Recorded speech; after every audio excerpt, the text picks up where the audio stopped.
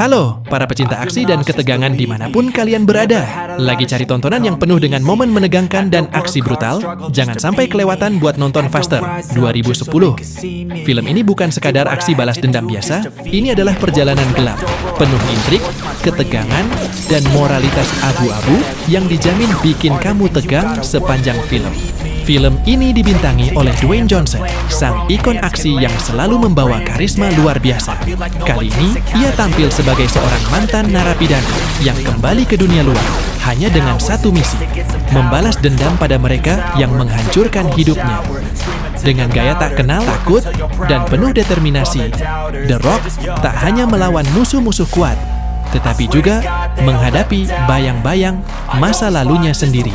Akankah The Rock berhasil menyelesaikan misinya? Atau justru dia akan menjadi korban terakhir dari siklus balas dendam ini? Segera siapkan camilan favoritmu, atur cahaya di ruangan, dan bersiaplah untuk memasuki perjalanan sinematik yang liar, brutal, dan tak terlupakan. Jika kamu suka video ini, langsung aja di-subscribe untuk melihat video selanjutnya. Kisah akan dimulai dari seorang narapidana yang sudah dinyatakan bebas tepat hari ini. Pria yang dipanggil dengan nama The Rock ini pun nampak terburu-buru, seperti sudah tidak sabar untuk segera melakukan sesuatu.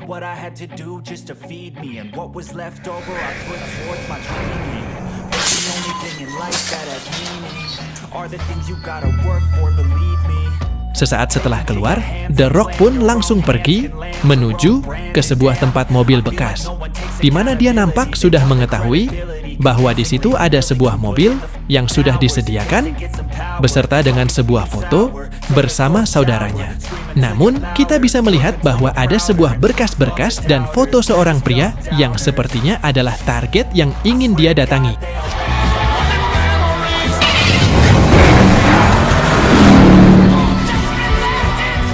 Benar saja, The Rock pun langsung mendatangi pria itu di sebuah kantor dan membunuhnya tanpa rasa ragu sedikit pun. Bahkan, dia sama sekali tidak peduli dengan kamera CCTV yang sedang merekam aksinya tersebut. Di sisi lain, kita akan melihat seorang pecandu narkoba yang terlihat sedang membeli barang tersebut, di mana kita akan terkejut ketika mengetahui bahwa ternyata si pecandu itu adalah seorang petugas penegak hukum yang kita panggil saja Sambo. Dengan gaya selangit dan rokok di sembarang tempat, Sambo pun mendatangi tempat kasus pembunuhan yang dilakukan The Rock tadi, di mana Wan nampak terkejut ketika mengetahui bahwa dirinya harus bekerja sama dengan Sambo yang reputasinya dikenal sangat buruk sekali. Kembali ke The Rock yang mendatangi seorang penyedia jasa pencari identitas, di mana mobil dan data nama target yang sudah tersedia tadi siang adalah pemberian dari si pria ini. Sesuai kesepakatan, The Rock memberikan uang yang akan ditukar dengan daftar nama target yang akan The Rock bunuh. Ketika si pria ingin negosiasi ulang harga, The Rock pun menolak melakukan hal tersebut.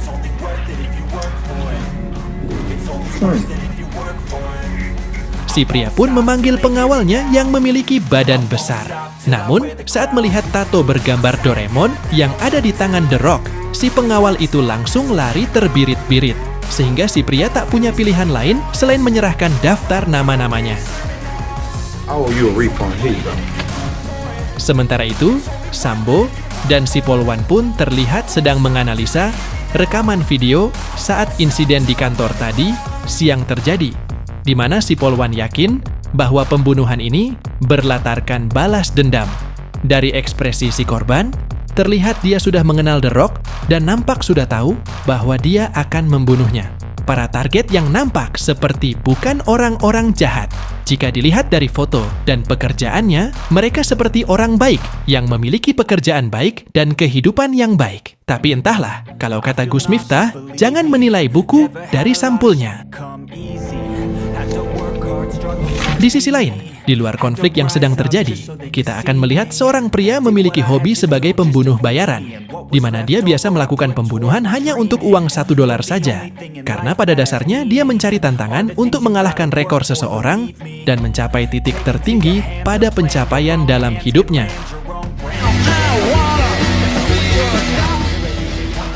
Tak lama, dia pun mendapat telepon dari sebuah perusahaan yang menaungi para pembunuh bayaran, bahwasanya ada seorang klien yang ingin menyewa jasanya untuk membunuh seorang target, yaitu The Rock.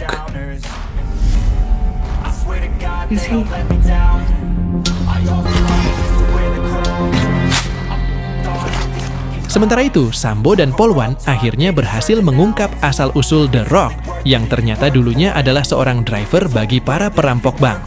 Dia dan sang kakak, alias saudaranya, terkenal memiliki kemampuan melarikan diri yang sangat lihai.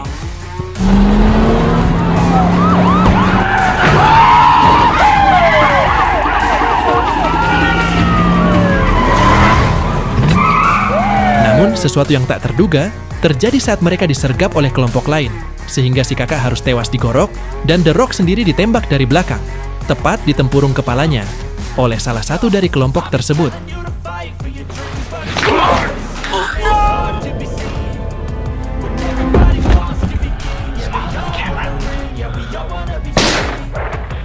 Dan sekarang semuanya menjadi masuk akal. The Rock sangat ingin sekali membunuh mereka semua, karena dengan keberuntungannya, dia masih selamat karena peluru, hanya menembus pipi dan tidak mengenai bagian vital dari otaknya. Untuk para pelaku, siap-siap saja, kalian semua akan diburu dan akan menghadap malaikat cepat atau lambat. Kembali ke The Rock yang berhasil menemukan alamat pelaku kedua, yaitu seorang kakek mesum yang ikut terlibat dalam penyergapan di masa lalu. The Rock langsung mendobrak masuk rumahnya dan menembak kepalanya tanpa ada basa-basi sedikit pun.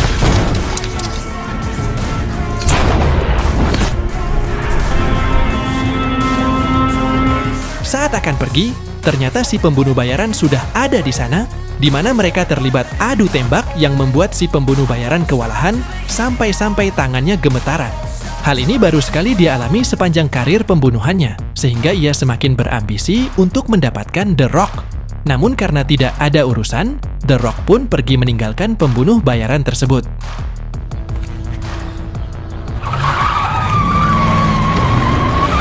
Punked me. No fear, no hesitations, nothing.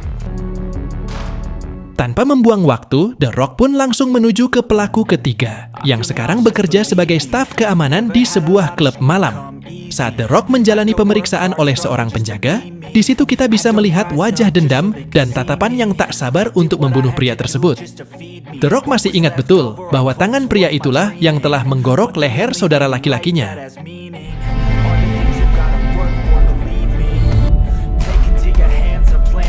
Dengan sebuah alat tusuk menghancur es, The Rock mendatanginya di toilet, kemudian menguncinya dari dalam. The Rock bisa dengan mudah menikamnya beberapa kali sampai si pelaku ketiga tak berdaya.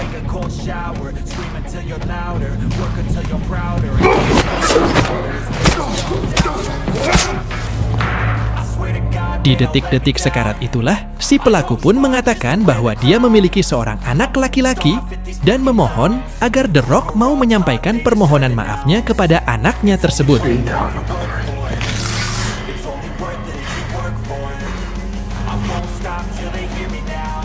Di sisi lain, si pembunuh bayaran terlihat sangat bahagia karena baru saja menikah. Dia mengatakan kepada istrinya bahwa dia akan pensiun dari pekerjaan membunuhnya. Namun, karena wajah dan kemampuan The Rock terus membayanginya dan menghantui pikirannya, si pembunuh bayaran pun kembali panas dan nekat melakukan pembunuhan sekali lagi, hanya untuk bisa menyaingi dan membunuh The Rock tersebut.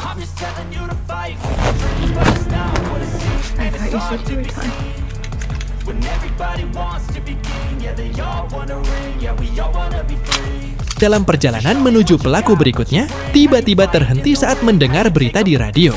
Ternyata, pelaku ketiga yang tadi dia bunuh masih hidup dan sedang dirawat di rumah sakit dalam kondisi kritis. The Rock pun memutuskan untuk putar balik dan menyelesaikan apa yang sudah dia mulai. Tanpa basa-basi, The Rock langsung masuk ke dalam rumah sakit dan menembak si pelaku ketiga tepat saat para dokter dan perawat sedang mengobati lukanya.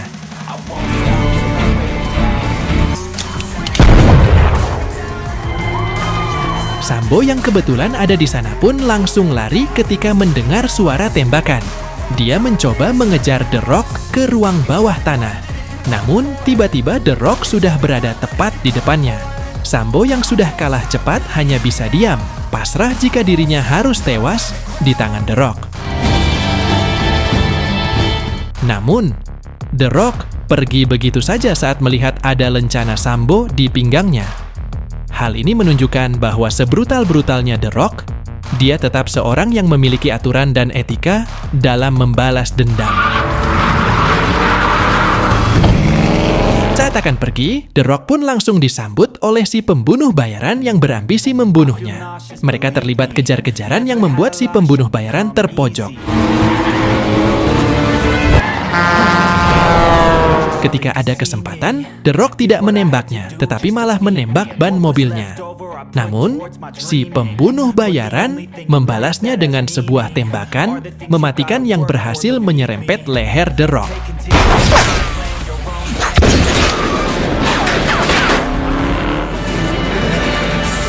Singkat cerita, esok pagi pun tiba. The Rock terlihat sedang dalam perjalanan menuju pelaku terakhir, yaitu pelaku keempat yang menjadi target terakhir buruannya.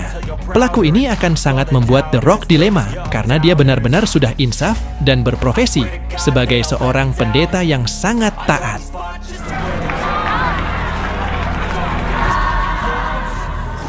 Setelah selesai berkhotbah, The Rock menemui si pelaku di belakang panggung.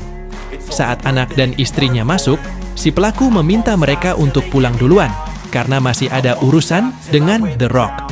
Pendeta tersebut pun pasrah jika memang The Rock ingin membunuhnya. Dia menyerahkan semuanya kepada Tuhan. Dengan emosi yang meluap-luap, ternyata hati nurani The Rock masih ada. Dia memutuskan untuk membiarkan si pelaku keempat hidup agar bisa memberikan hal positif kepada orang banyak.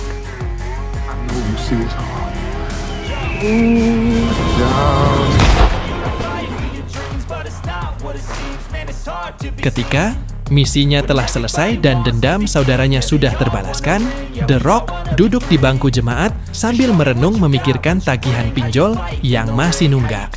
Namun tiba-tiba muncullah si pembunuh bayaran yang langsung menodongkan pistol kepadanya dan meminta penghormatan sebagai sesama pembunuh. Karena The Rock tidak memiliki dendam terhadapnya, ia terlihat diam dan duduk tenang tanpa melakukan perlawanan. Hal ini makin membuat si pembunuh bayaran kesal karena merasa tidak dihargai sebagai seorang pembunuh profesional. Sporting chance. So I'm starting to think you don't take me very seriously, my friend. A little professional courtesy from a peer screw. Yeah. Ketika si pembunuh bayaran akan menembaknya, muncullah Sambo yang datang ke lokasi dan meminta si pembunuh bayaran untuk menurunkan senjatanya. Disinilah fakta mengejutkan terungkap. Sambo ternyata adalah orang yang telah menyewa si pembunuh bayaran untuk membunuh The Rock.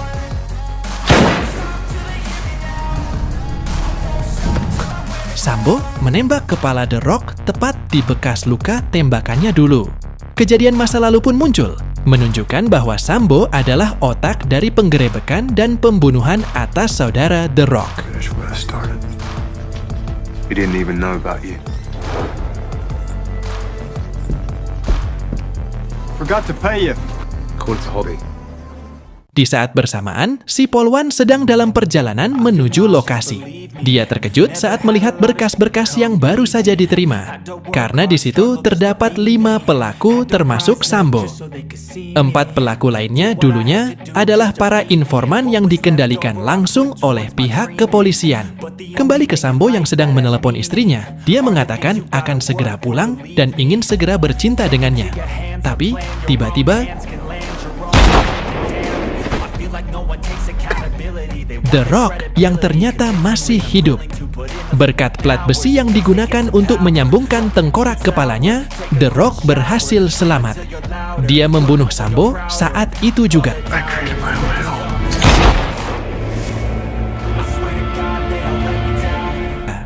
Setelah kejahatan Sambo terungkap oleh si polwan dan pasukannya, si pembunuh bayaran memutuskan untuk berhenti dari pekerjaannya dan hidup bahagia bersama istrinya.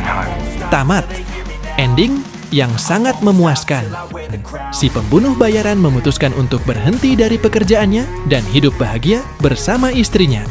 Meski alurnya sederhana dengan misi balas dendam yang langsung ke sasaran, kekuatan Faster terletak pada atmosfer yang gelap dan penuh ketegangan. Setiap adegan dirancang untuk membuatmu bertanya-tanya tentang moralitas para tokohnya, membawa penonton ke dunia di mana kebaikan dan kejahatan tidak pernah sesederhana hitam dan putih. Cerita ini juga memberikan pelajaran berharga tentang bagaimana dendam dan kemarahan dapat membawa kehancuran, baik bagi target maupun sang pelaku. The Rock, dengan misi balas dendamnya yang terlihat lurus, sebenarnya berjuang melawan luka emosional dan kehilangan yang mendalam. Pada akhirnya, dia dihadapkan pada pilihan sulit, terus tenggelam dalam siklus balas dendam atau menemukan makna baru untuk hidupnya. Lebih dari sekadar aksi, film ini mengingatkan kita tentang bagaimana luka masa lalu bisa membentuk masa depan kita. Apakah kita akan terus terjebak di dalamnya, atau memilih untuk melepaskan diri? Faster adalah pengingat bahwa meskipun pembalasan terasa memuaskan, hanya pengampunan yang benar-benar bisa membebaskan. Ayo, ambil pelajaran dari kisah ini. Karena hidup adalah tentang bagaimana kita menghadapi rasa sakit, membuat keputusan bijak, dan melangkah maju dengan keberanian. Jangan lupa, menikmati hidup lebih bermakna jika kita mampu meninggalkan masa lalu dan fokus pada masa depan. Terima kasih telah menonton dan jangan lupa subscribe.